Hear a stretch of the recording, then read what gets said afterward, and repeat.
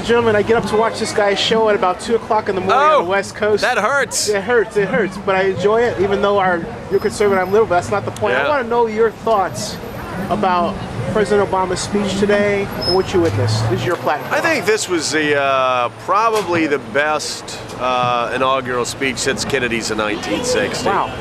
It was a pretty remarkable speech, and what made it work is he spoke in generalities, but every generality had a link with something very specific that had happened over the past 8 to 16 years. And my favorite part of the speech was the part where he quoted scripture and talked about it was time for us to put aside childish things. The partisanship of the past 20 years on both sides, it's just been distressing. What do you think about the part about the defense and America's strength? He really seemed to hammer home the point that he was going to come after terrorists.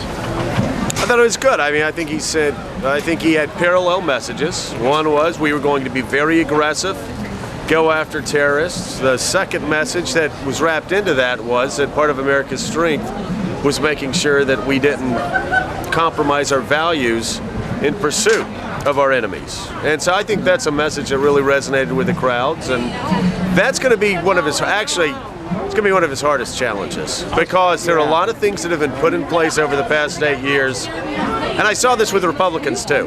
When Bill Clinton tried to get roving wiretap powers, we were the libertarians who were angry about it. When George Bush tried to do it, it was the Democrats.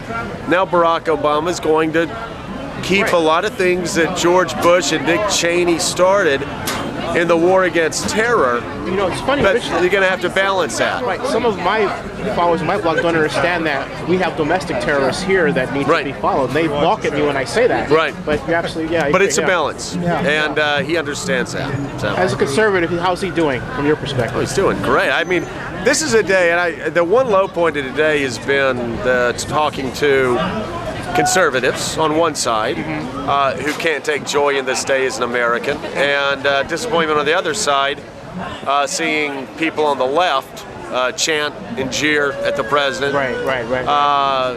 President Bush, as he was leaving town, said that we're Americans. I mean, if you can't look at the sea of 2 million people waving American flags and not thank God that you're an American regardless of your political affiliation, there's something wrong with you.